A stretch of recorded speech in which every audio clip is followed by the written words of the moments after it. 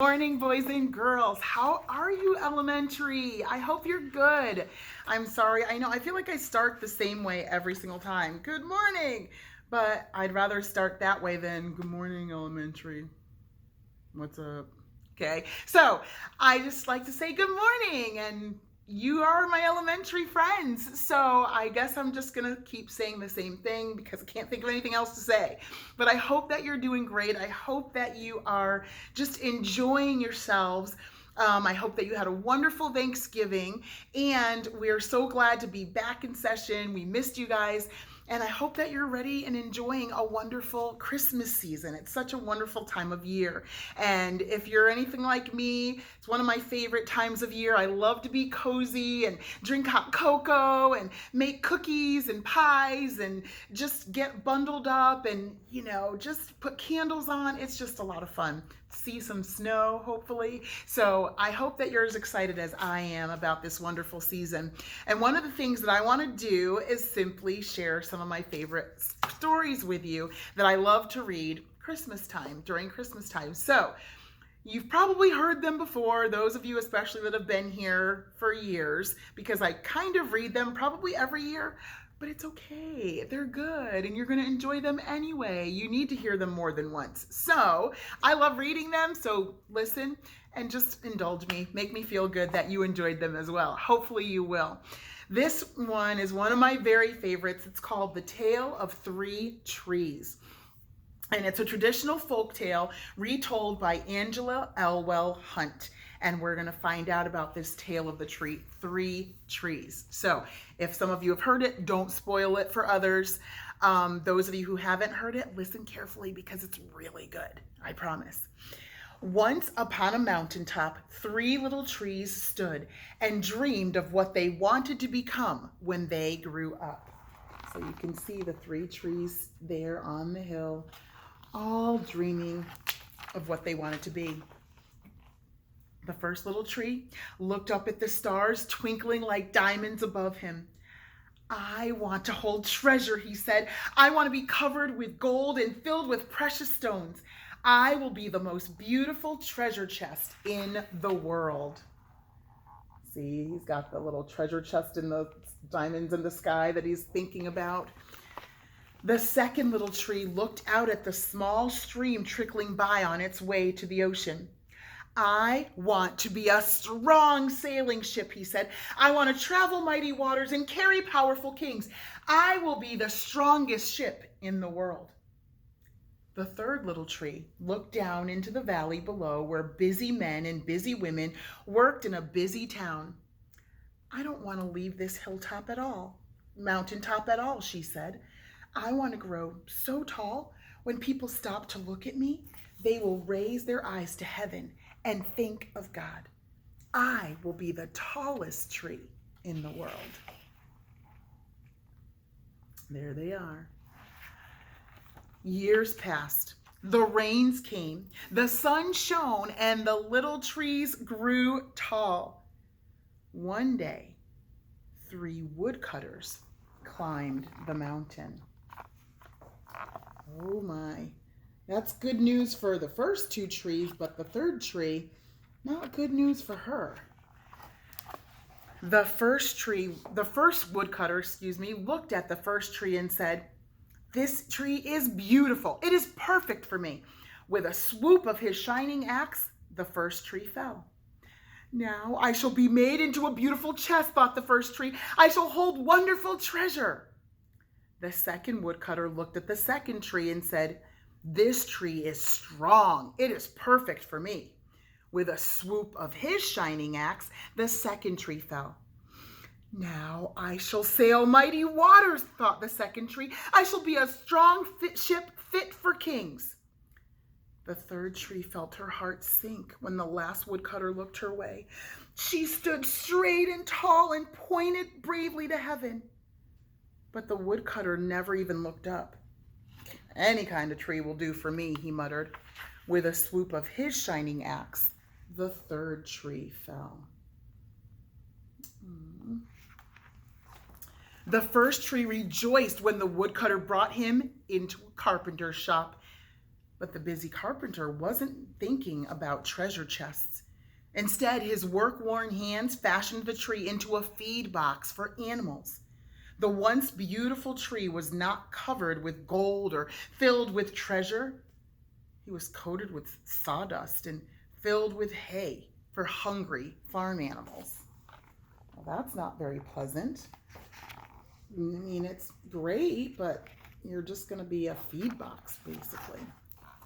The second tree smiled when the woodcutter took him into a shipyard. But no mighty sailing ships were being made that day. Instead, the one strong tree was hammered and sawed into a simple fishing boat. Too small and too weak to sail an ocean or even a river, he was taken to a little lake. Every day he brought in loads of dead, smelly fish.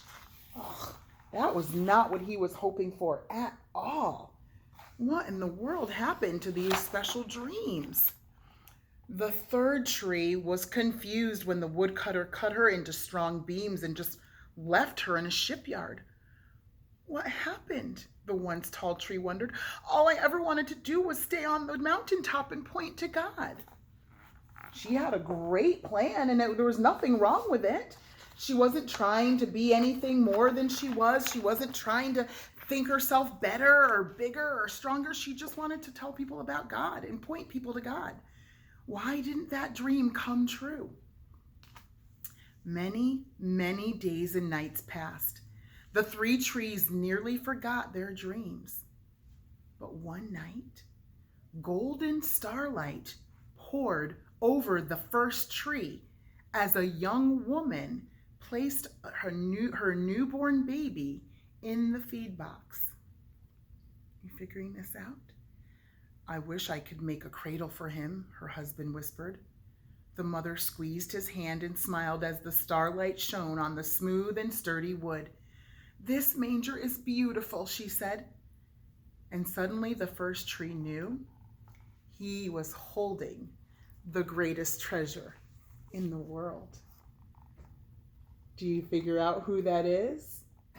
And why that first tree did get an actual wish? Maybe not the gold and all of the jewels and things that he was hoping for, but this treasure is even better than gold. Did you figure out who? One evening, a tired traveler and his friends crowded into the old fishing boat. The traveler fell asleep as the second tree quietly sailed out into the lake. Soon a thundering and thrashing storm arose. The little tree shuddered. He knew he did not have the strength to carry so many passengers safely through the wind and rain. The tired man awakened.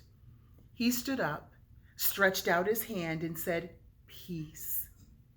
The storm stopped as quickly as it had begun.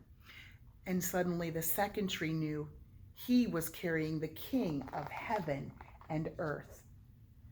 He wasn't, carrying mighty kings in a big old sailing ship like he had hoped, but the king that he was holding was somebody that could make the winds and the waves obey him.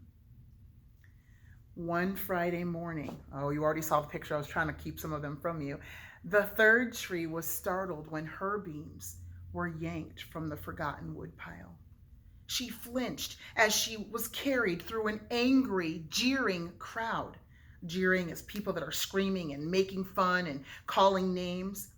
She shuddered when soldiers nailed a man's hands to her. She felt ugly and harsh and cruel. That third tree was nailed into a cross. And it wasn't a very good thing. And that's not what she was hoping for. She just wanted to point people to God.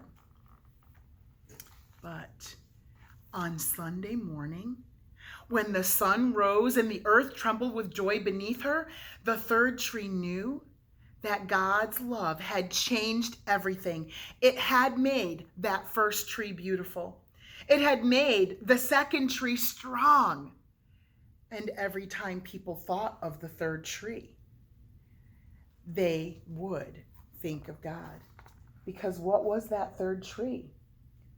That third tree was the cross that Jesus died on. That was better than being the tallest tree in the world. And I just love this book because these three trees, they all had their dreams. They all had the things that they wanted to be, that they were really hoping to grow into. They were so excited to be, made into this beautiful treasure chest and have jewels and diamonds and gold dripping out of me. Oh, I can't wait to be a strong sailing ship, and I'm going to take kings and very important people all across the ocean, all over the place. I'm going to be pretty amazing. And the third one was like, I just want to keep pointing people to heaven because I'm going to get taller and taller and taller, and people are going to see me and they're going to think God made that amazing tree. Look at what God did. When all their dreams got changed. In one day, everything got changed and they no longer could see their dreams coming true. Now they thought the first two were like, oh, okay, that's fine. I'm getting cut down, but I'll be made into something special. The second one, yes, I'll be made into what I'm hoping. The third tree was just disappointed, period, because she didn't want to have to be taken from that mountaintop. And when that first tree was made into a feed box for animals where they're just going to put their mouth and their saliva and, just eating out of it. Nobody cares. Just throw it over in the side in a barn. That's it. In a stable. No big deal. That second tree carrying smelly fish, like you can't get that smell out of you sometimes. And that's all I'm going to do? I mean, this is not what I was expecting. And that third tree, I'm just pieces of lumber in a lumber yard. This is awful. I just wanted to point people to God. But God knew that there was something that he wanted for each of those pieces of lumber, each of those pieces of wood. Those trees held the King of heaven and earth. The first one held, obviously, who? The baby Jesus, yes. And that's the greatest treasure that could ever be because we know that he came for us. That second tree, when Jesus became a man and he and his disciples would go out, that second tree was thinking, I thought I was just carrying dead, smelly fish, but man, this guy on board, he just told the wind and the waves to chill out and calm down, and they obeyed him. I must be holding the King of Kings, like the King of everything. This is awesome. That third tree was disappointed when the man's hands were nailed to her and people are yelling and screaming and calling all kinds of awful names. But then on the third day, when that earth shook and that third tree was still standing there going, what is going on? This is horrible. I didn't want to be this kind of a tree. Then she realized, wait a minute.